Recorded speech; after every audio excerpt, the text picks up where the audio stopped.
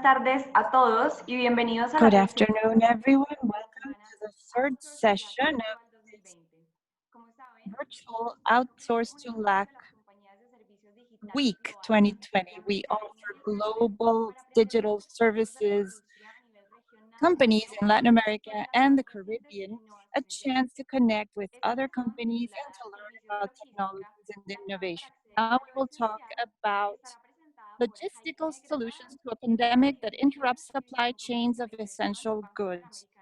We have some panelists with us, Alfonso de los Rios, co-founder of Nowports, and the CEO of Avant Cargo, Sergio Pachón, and Martin Zenik from the GA Group and Business Decision Platforms Global, as well as Jaime Granados from the IDB. You can share your questions in the chat. Welcome to all the panelists. Go ahead, please. Thank you, Manuela. Good afternoon, everyone. It's a pleasure to be here with this brilliant panel, people who are so prominent in the logistics sectors. And as Manuela said a moment ago, we will talk about logistical services and how to preserve our chains of essential goods during a pandemic. We know we've had very difficult times that we've been through in terms of health, in terms of well-being of citizens, in terms of economics. And much of our task and our challenge has been related to logistics and providing essential goods to deal with a pandemic of this magnitude. Medicine, medical products, food, essential parts.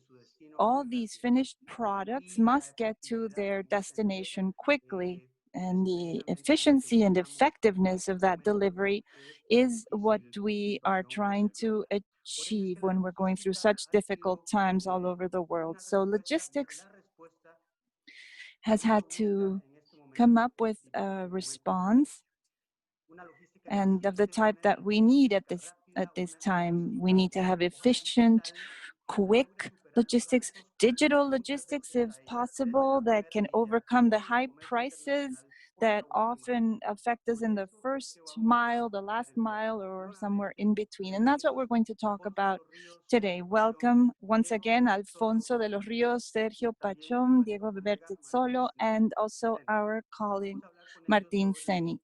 We will talk to them about these challenges in a moment. But first of all, I'd like to very briefly introduce some of their companies.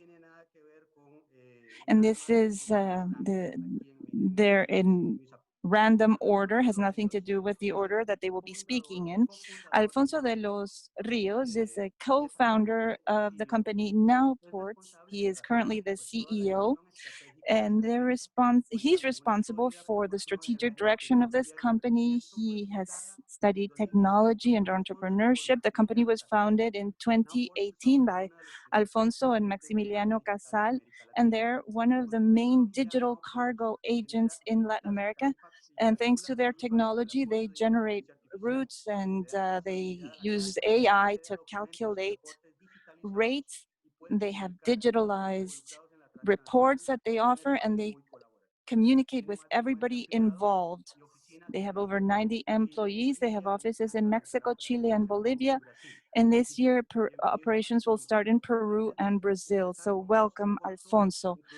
Before we start with you, Alfonso, we'll tell you a bit about Sergio Pachón, CEO of Kiwibots, also a very interesting prototype under Kiwi Campos, and they have package delivery founded in 2016 by Felipe Chavez and Sergio Pachón and other partners. They started in Berkeley in a business incubator, and they've been expanding throughout several cities in California. They've also experimented with drones. It would be interesting to talk about that at some point. And this company saw how costly it was, how expensive it was to deliver a pizza. Sometimes a delivery cost more than the pizza itself. So that's how they got started. Then we have Diego Bertasolo, CEO of Avant Cargo. It is a platform that's digitizing cargo shipment, and various organizations have invested in them, and their objective is to consolidate the growth of this app with the support of the most prominent companies in the logistics sector, and they seek to to end that asymmetry that exists in the sector, where everybody's used to using paper and pencil, and data is not digitized. So they operate mainly in Latin America, and more specifically in Argentina. We also have the ASA group. We have Martin Senik representing them today. Senik, he's the global head. He is an expert in digital transformations, often invited as a speaker to international events, and he specializes in supply chain innovations, but also life sciences. He's an expert in that too, so he has a lot to share with us. He's been guiding and leading large companies in their journey towards digitalization. So now we can get started. Let's take a look at some of the questions we have for you, gentlemen. And I'd like to start with the questions we have for Diego.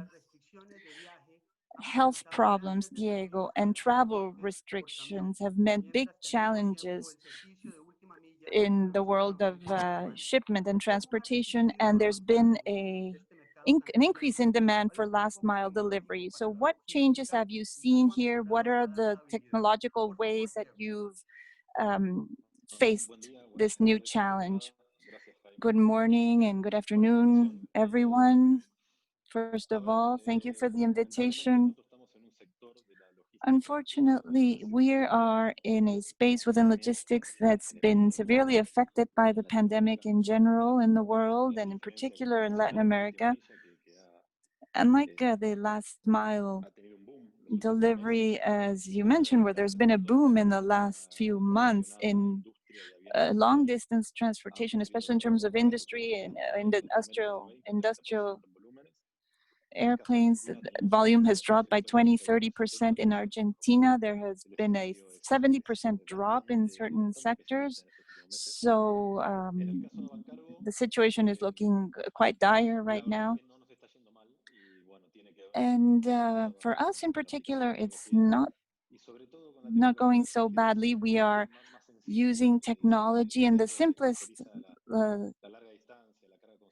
way to talk about this is to say that this long distance shipment operates the way it was operating 50 years ago, mainly a lot of paper and pencil, as you mentioned, with use of tools that have been available for a long time, the possibility of oversight in real time when it comes to units and drivers without need for paper documents, digital confirmation of trips. And this has benefited us as a company and has also offered new tools to our clients. And we've done well in a context that unfortunately is still unfolding and we have not yet recovered from.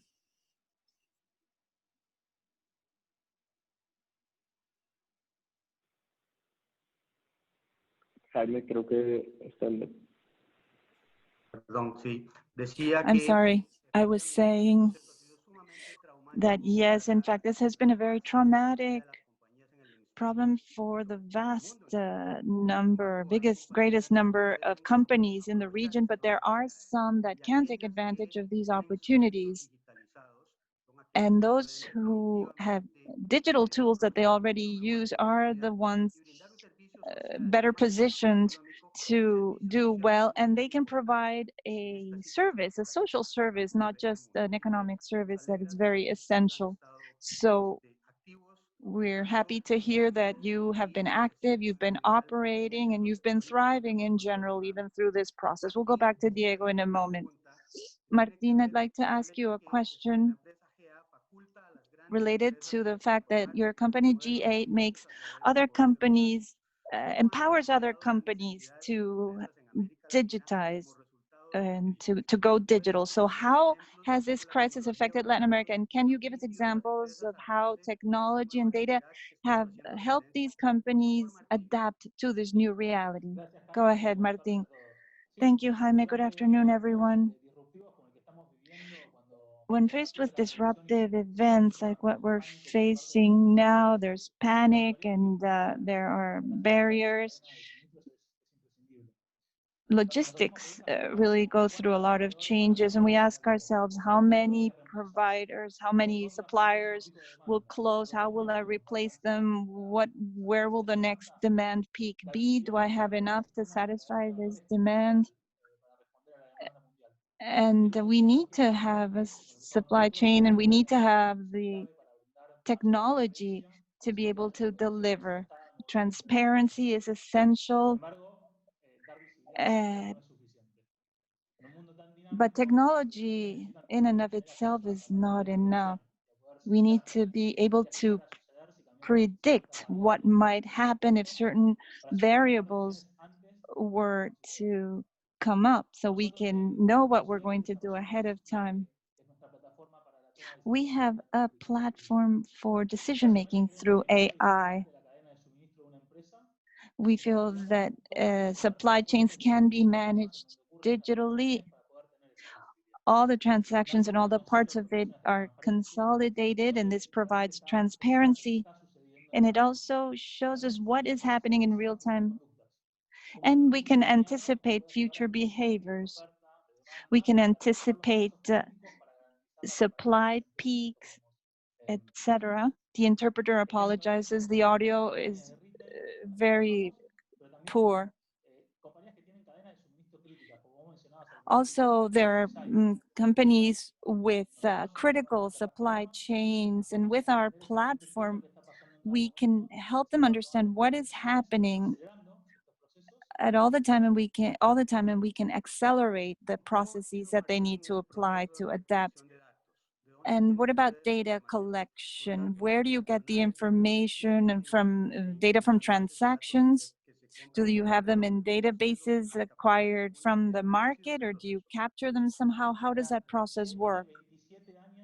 Well, we have 27 years working with process and management systems, so we have a lot of knowledge about how data is managed. And one of the benefits of our platform is that we have a combination of new technologies with all that previous knowledge from different industries that we have accumulated. So it's easy to understand how we can capture the data from transactions and how we can use that to form better systems. So we see here the best of two worlds between your novel capabilities that you offer to a company, together with that long tradition and experience that means that you have deep knowledge of the business. So it's a winning combination. Alfonso, I'd like to ask you a question. Medical equipment delivery at the scale that's necessary now has been a challenge all over the world. What creative solutions have you seen in Latin America, and how has Now Ports contributed to this? Yes, thank you for the invitation. We know that COVID has had a huge impact on delivery of medical equipment, masks, oxygen tanks, everything in between, respirators, ventilators.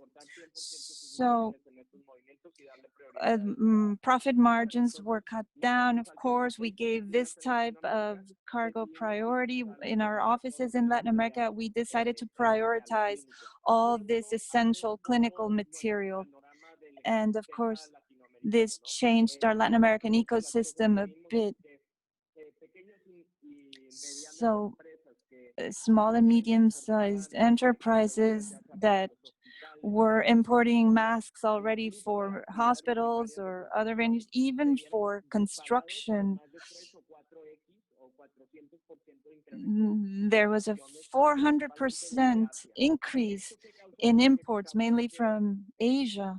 And this meant that demand for air transport from Asia to Latin America went up, and there was a lot of congestion of this cargo.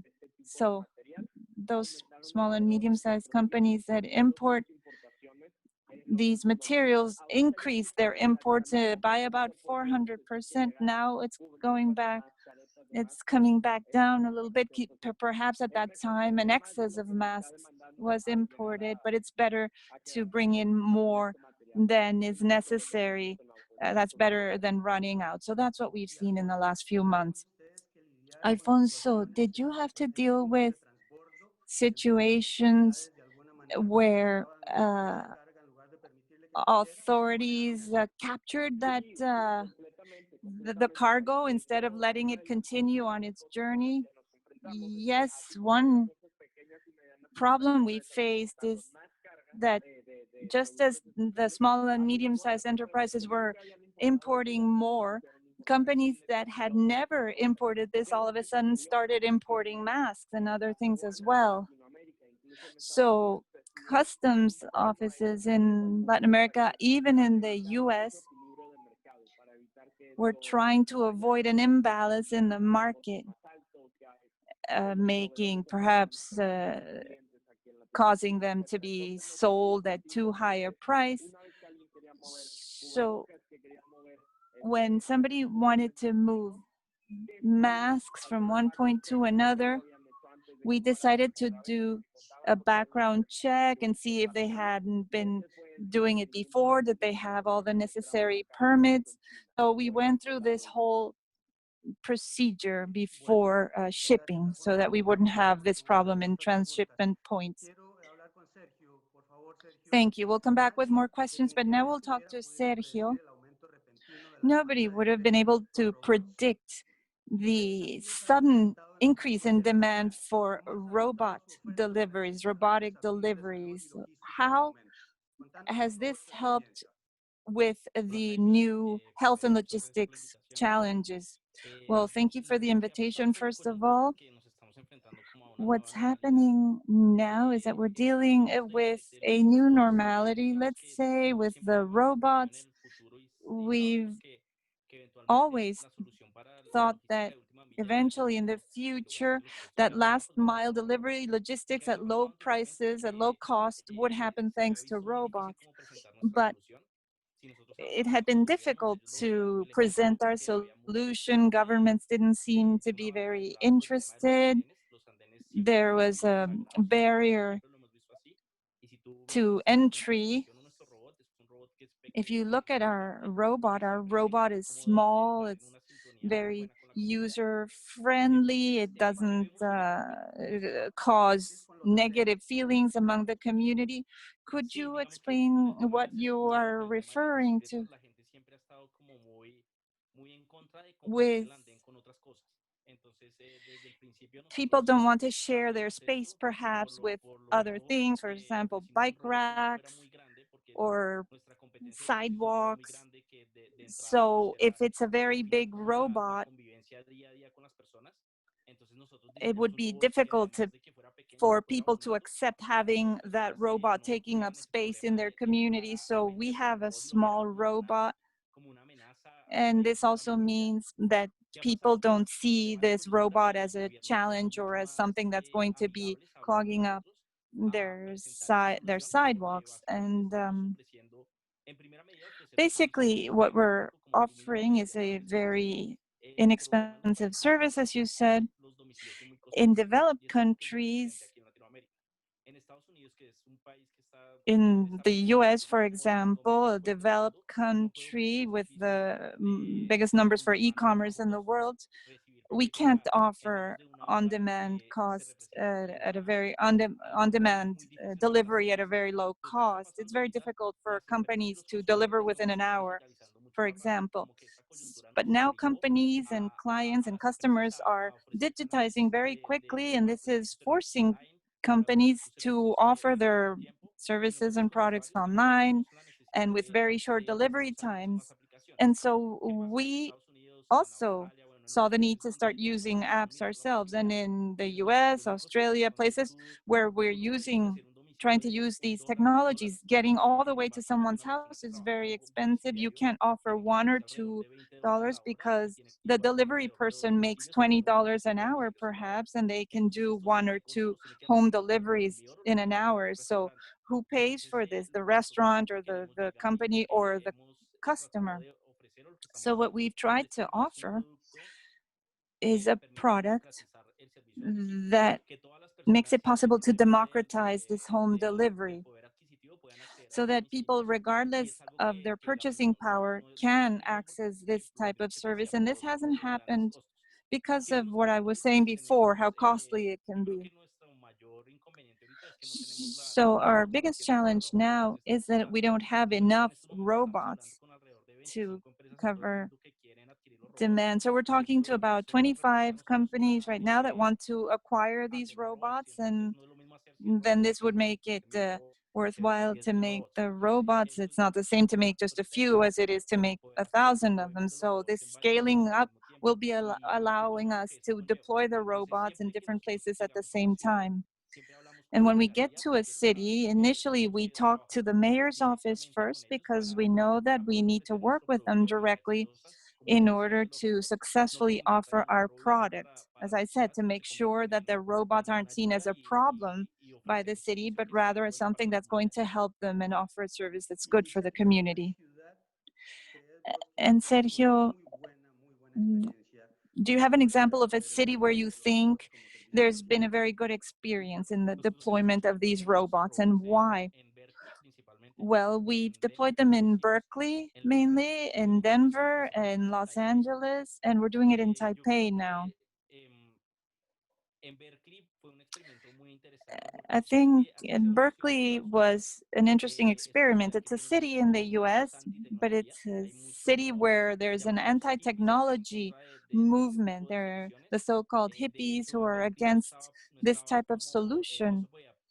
In Berkeley, actually, there are technologies that we are not allowed to use. So we did get the permission for our robots, however, and we had been working with the community from the beginning, asking them how they perceive the robots, what negatives, potential negatives that they see. But if you go to Berkeley now, you'll see that the robots are part of the community, part of the university, and people take care of them. Berkeley is a city with a lot of homeless people, and you'll find these people taking care of the robots, making sure they're not vandalized. They know these robots are providing a service, and ultimately they are helping the city, giving people more free time, helping companies be able to offer more services. So it's a solution that is helpful, and it satisfies a need that wasn't being satisfied in other ways. Yes, thank you, Sergio. We'll come back to you soon. I'd like to go back to Diego for a few minutes. I'd like to ask you, Diego, services in the logistics sector in Latin America, how has it changed? The pandemic has been accelerating digitalization. Is the pandemic just accelerating a change that was going to happen anyway, or is it going to be just temporary? Will it remain? How do you see it? Well, we feel that this acceleration and the changes that come with it are here to stay. And in long-haul transportation, as I was saying, this sector lags behind really compared to delivery services in large cities. And in these last 2 to 3 months, a lot has changed, a lot of progress has been made where processes were relatively simple, technologically speaking, but it was the mindset wasn't there to adopt these changes before.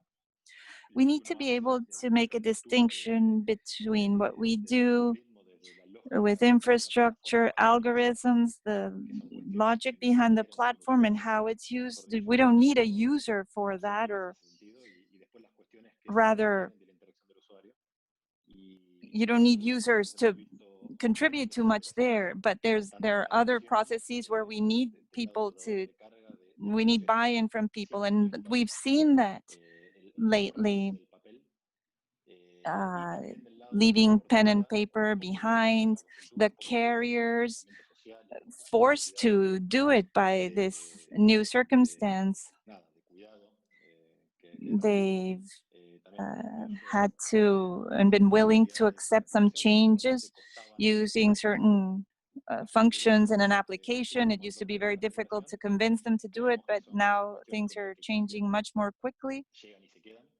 And I think that these changes are here to stay. And that's perhaps the only positive side that we see to these last few months. And this digitalization process in transportation might help the government to not just you private providers of logistics services, but the buyer of the goods are helped as well, but perhaps also the government will benefit where you have this more streamlined transportation, and this can be systematized with responses for investments, and for perhaps solving certain social difficulties that the government might want to solve. Are there any tensions between the government in terms of the use of this information, or no? No, not at all, just the contrary. I agree with your observation. I think it's positive for the government. I'll tell you our experience. We've collaborated and worked with the Ministry of Transportation in Argentina, and it's important to highlight this because the long-haul transportation service in Latin America in general, I mean, in the world in general, and in Latin America in particular, it's very fragmented. A company might have only 3 trucks. A carrier in Argentina has 700,000 trucks and 80,000 businesses. So these are mainly small and medium-sized companies. They are those who work on their own, they freelance. Very difficult to coordinate, but they function as one. So platforms such as ours, our objective, of course, is to improve coordination and how this whole sector operates based on information and data. But as you said, this is not just related to trade, all this data or supply and demand, but also optimization, public policy, improving conditions for all players involved. There's a lot that can be done with this new level of coordination. And here in Latin America, we are just beginning and setting off along that road. We'll come back with more questions, but for now, I'd like to talk to Martin once more. Tell us a little bit more about GA Labs, especially the AI decision-making one. What can Latin America gain from the use of AI and decision-making based on data and evidence? And what challenges do we face here? And looking into the future, what is your vision for AI and how it will be used in Latin America and the Caribbean? Go ahead, please. Well, this lab was created to develop a platform for decision-making based on evidence. And we have an ecosystem where we have technological partners, but we also have partners from academia, from the business sector. And the goal of this lab is to solve challenges and to help our clients with insights. So we offer them solutions to solve their specific problems. So we try to get our clients to accelerate their adoption of these technologies. And they need to have the data science skills for this in a short time. And how do we do this? We need to understand their problem deeply, and then we work on it always with the support of our external teams and disruptive technologies. We have scouting offices in Israel, for example, and we can still draw a lot of value from data in Latin America. We have raw data, but in and of themselves, they have no value. We have to know how to use them. And our proposal from our lab, we have a few, but we help companies get the data, improve the quality of the data, and know how to use the data. And internal processes need to be integrated with external elements, as we said before. So we need to understand which variables and factors are relevant for each company we work with. Then with all that, we can make necessary corrections and make better decisions as well. That was very interesting, Martin. A question just out of curiosity. When you find data scientists, do you find them in Latin America with the skills that you need? Do you think there's enough supply, or do we need to create it or improve the supply of data scientists in Latin America such that we can take care of our needs within our own region? And sometimes we need institutions to be able to bring this talent to where the need is. How do you see it? I agree. There's a lot of potential in Latin America and people who really know data science. And what we do, however, is bring in more, make sure more people are trained to do it. This is a part of our lab as well. If we export and we provide services from Latin America to other countries, we want is for Latin America to be a hunting ground for talent. So there's a lot of talent out there, and we're expanding this so that more people can be involved. Great, Martin. Now I'd like to go to Alfonso. Alfonso, we're also very interested in your vision when it comes to this issue, the role of new technologies such as automation, AI, which we've been discussing, when it comes to managing supply shocks and uncertainty during crises such as the pandemic.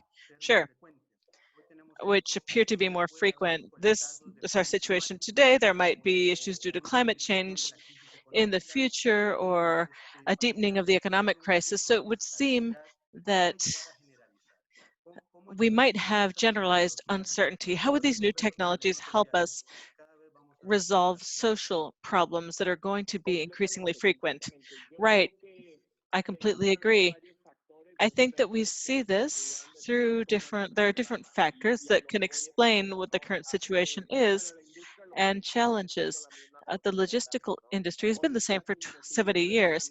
Today, it's almost impossible to imagine how we would have been able to deal with this pandemic from home without the right technological tools we need. Digital document processing, for example, among other things. So we're looking to January when we started to see the effects of COVID due to our providers in Asia. What we need now is not just artificial intelligence. We need access to data in real time so that we can include this in models so that we can then adapt to this information when there's an abrupt change in supply and in the global market.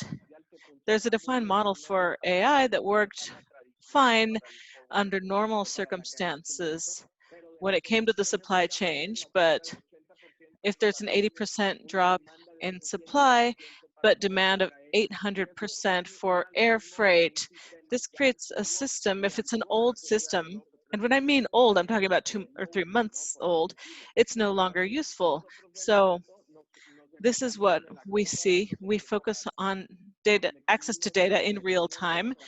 We link up with airlines, but also with purchase orders for all of our clients on the continent, so that when purchase orders were being issued, then volume was measured in different areas. So that was the first thing we did. And the second thing, which was very important, was automating documents.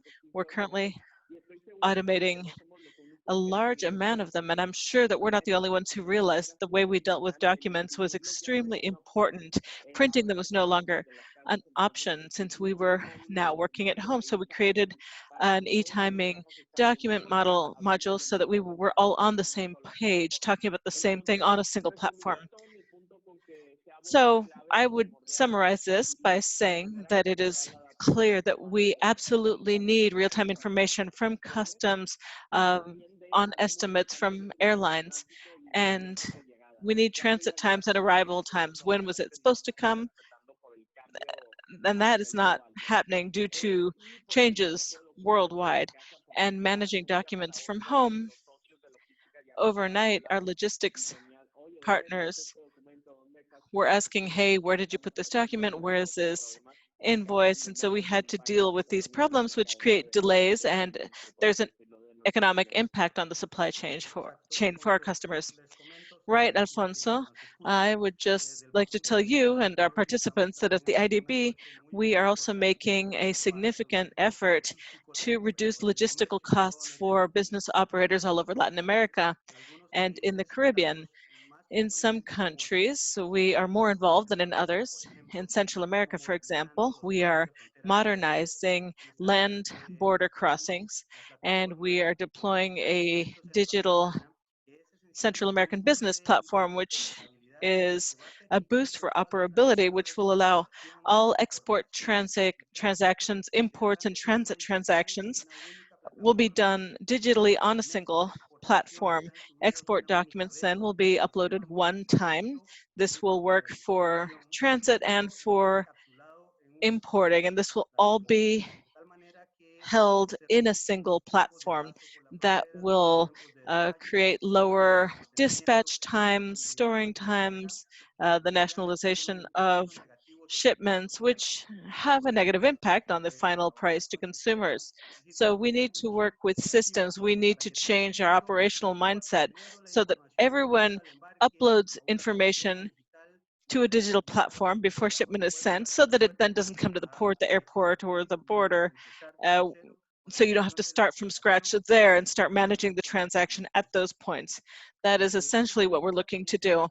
I have a question for Sergio as well. When we look at the new normal after the crisis, what is your view of the role of robotics and automation and logistics in Latin America and the Caribbean in the immediate future? And could you tell us talk to us about any of your experiences? That would be very interesting. Sergio, go ahead. Sure, Jaime. I think there are two important things that are happening right now in Latin America. And when we talk about our goals and bringing in robots, I think in the short term, when it comes to a cost-benefit analysis, this is not a solution that's really relevant right now in Latin America. Right now, it's just easier and cheaper to do it with people than with robots. Now, why did we bring in our robots? For one thing, our design team, our engineering team is in Medellin, so it's important for them to see what's going on with the robot day to day, what day-to-day operations are, everything that comes up, problems that arise, so that they can take a look at everything that goes on in a day with that robot. And it's also very important to us that in Latin America, it's seen that we're developing cutting-edge technology. That's very important to us as well. I think that in Latin American countries, we face large-scale economic changes. So we need to deal with machine learning, AI, engineering, and development on a much greater level. Otherwise, other countries will have a bigger advantage on us. So it's important for us to deploy our technology here, that people know that this is cutting-edge technology. We've had the most interactions between people and robots, or conducted the most deliveries overall. So, and we want people to know that this was developed in Colombia and Latin America. So I think that's the main task that we've taken on when it comes to our robots. In the short term, I don't really see that we'll be able to change how deliveries to people are handled. In the longer term, maybe in 5 or 10 years, I think our robots and robots and technology will be much more cost effective. We'll be able to bring the cost of using a robot down very low, and deliveries will compete directly with what's happening right now here in Latin America. So I'd say that we shouldn't wait too long to go digital so that other countries don't have an advantage. I think when we're talking about Latin America, Colombia, mainly Colombia, we've focused greatly on fossil fuels and commodities, and that, I think, will be expensive for us in the long run. I think in our countries, starting in governments and with entrepreneurs, we need to start to promote this kind of knowledge, these kinds of technologies, so that people realize that we can do this here, even though we are at a disadvantage when it comes to our economy and our access to technology in and of itself, but that we can compete globally. I think that's our responsibility. We need to do that as Colombians, as Latin Americans, and as business people. We need to develop these things and do things that truly do change the world, not just at the local level, but we can do things that change the world. Great, Sergio, thank you very much. I think that we all agree with that. There are great aspirations out there, and if we're all doing what we can to improve the economic and social welfare for our people. Robotics definitely play an important role in that regard. Now, we have an important series of very specific questions. Some of them are specific and are specific to some of you. And I'd like to read those out loud so that our audience feels a part of the discussion. From Argentina, Alejandro Alonso from IT Sitio asks, GA, are these technologies for gathering data and applying predictive intelligence in transportation and logistics available? Thank you. And definitely, that's one area that we're focused on the most. As I said early on, we work on the supply chain, critical inputs for medicine or medical devices, and we developed connectors and programs to extract data. There are some that are more common, but some are specific to different areas, and we're using algorithms to do the things that Alejandro has mentioned to help with logistics and transportation. Now, these algorithms, of course, are not 100% usable for all companies, but we can start with some of them. So I'll go back to the first thing we talked about. We all have a lot of experience working with large companies, with many of the best known systems. And if we combine all this to predictive models and are able to extract data, it will speed up the implementation of data science, and it will make it much faster. Thank you, Martin. Let's see, there are several questions, but I'd like to ask a few myself. Your experience with drones, how prepared are we for this? We discussed robots with Sergio. We discussed data science and artificial intelligence when it comes to traditional logistics. But how do we feel when it comes to providing delivery services via drone? We'd need to invest in logistics, public infrastructure. Would that be the case? Or is it rather a regulatory issue, or is it a matter of the public accepting it and feeling safe with it? What is the issue? Who would like to take a stab at this one? Jaime, I think that when it comes to drones, we've looked at them from the beginning as an option. I think the biggest problem with drones is that when it comes to security, robots, since the way they're developed, they can't go faster than a person can. So the worst accident that could happen would be for a robot to hit you in the leg, and we haven't had any serious accidents. I think that if a drone fails and it falls on someone, I think that then that could be very serious and possibly even fatal. I think that's the biggest issue I see when it comes to drones. And batteries, I think there are still a lot of issues when it comes to batteries, drones carrying heavy objects, for example. And if we look at it in terms of regulation or oversight, I'm not sure that people would feel comfortable for drones to record or to record images, and I think that issue is sensitive as well. But I do think that in the future, it might be possible for drones to do these things, but there's still a lot of things that we need to look at and think about before deploying this on a larger scale. Sure, Sergio, since I have you online, the robots you're making, are they open source? And if not, have you considered making them open source? What are the pros and cons of making this code open or not in order to deploy robots in Latin America? We've thought about it, and I think it's important to open up technology so that anyone can develop it. And based on what we've already done, I think that we've always been open to doing it that way.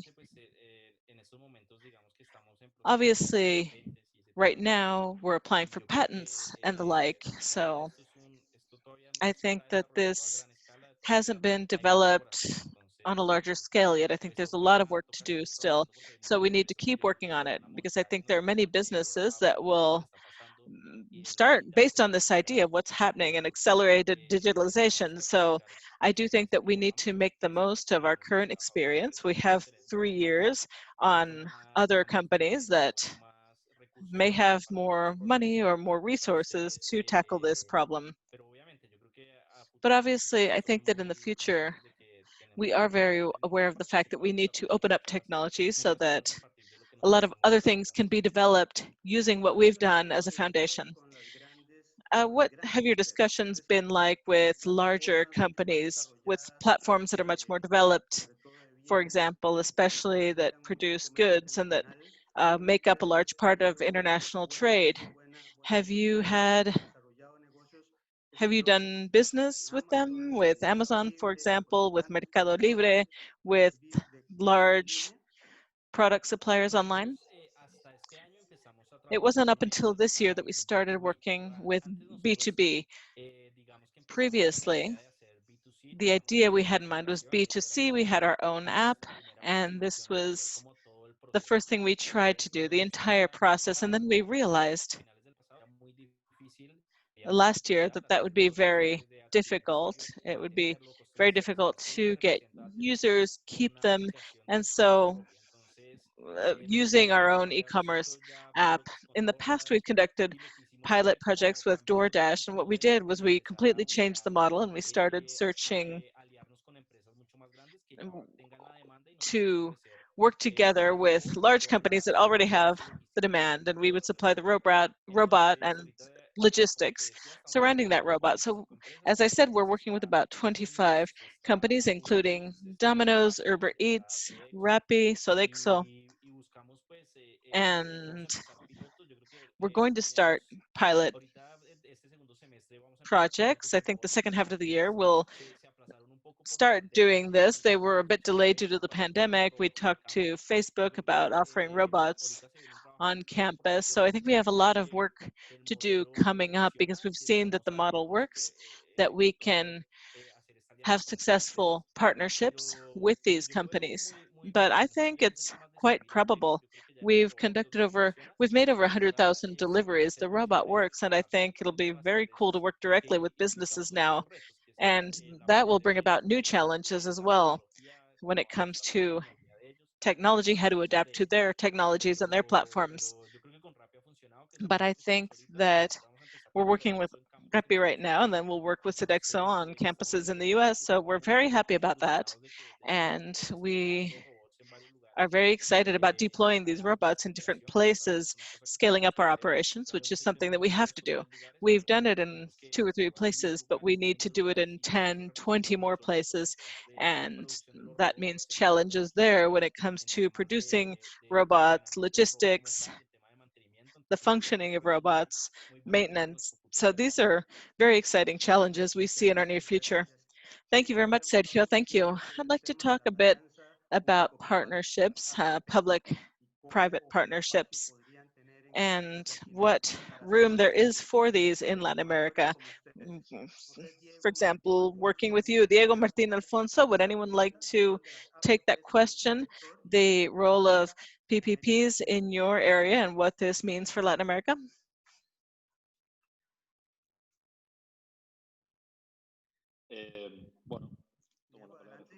Go right ahead.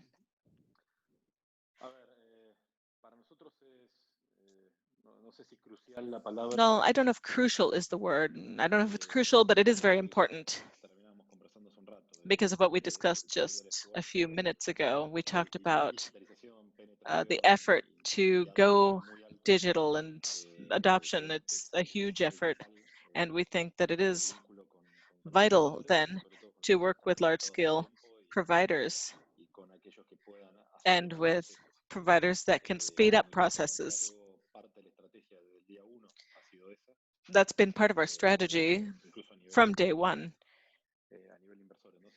even when it comes to our investors. We've not always sought to link up with people who could be potential users, but also accelerators in our field operations. Go right ahead, yes. I think there are two things here. One, like we said before, in our AI lab, we work very closely as well with others to add value to what we do. That's one thing. And even right now, during the pandemic, we think our technology can be very helpful to the government or other national agencies to confront the pandemic, talk about the processes where we can improve operations in the supply chain. So we're also offering our technology in that regard so that outcomes are successful or positive in the public sector as well. We want to make the most of the ecosystem we have in order to share what we have. Thank you very much, Martin. I'd like to ask Alfonso a question. Alfonso, we saw that e-commerce overall has been on the rise. It's been growing exponentially over the last few years, and now with the pandemic, even more so. In Latin America, e-commerce is still domestic. It hasn't gone international, at least based on the data we have. We see evidence that compared to regular transactions, international transactions in Latin America on electronic platforms are still quite small. So what do you think the reason for this is, and what can states do in order to use more e-commerce internationally? Right, completely true. That's a very good question. A wholesale trade, for example, it's hard to do internationally, and the main reason is because customs or rules for imports and exports are quite complex when we're talking retail. Now, what we're trying to do is guide companies, so to speak, or guide consumers who are purchasing a product so that they know how things can be imported to certain countries, what the rules of that country are, and especially tariffs, because it's very costly if you're doing retail, and there will be taxes levied on that product. Thank you, Alfonso. One last question, because we're going to have to close this panel. Let's see who takes this question. It has to do with data privacy. As you work with data, privacy will always be an issue on the table, and we know that globally there are different attitudes when it comes to managing data. There are more permissive mentalities and more restrictive ones, and some that are middle of the road. Thinking perhaps about the regulatory approach of the EU that allows transactions for data and a data flow, but it's controlled due to the privacy of that data. So what would you recommend to Latin American policy makers? An open data attitude or a more cautious attitude in order to safeguard the privacy of personal data, which a lot of people would like to keep private? Any of the four of you can take that question. Sure, I can get us started with that answer. we deal more with enterprises who make shipments. We're not working directly with consumers, and open data are key for us. But you need to strike a balance. That is, information is key, or it's open, but the owner of that information should not be open, because that could put them in a difficult position when it comes to volume, addresses, the value of the merchandise they're exporting. So our goal is to protect that data, to use that data, but to offer that data through open data platforms to providers, as long as there are very set limits as far as what can and cannot be shared.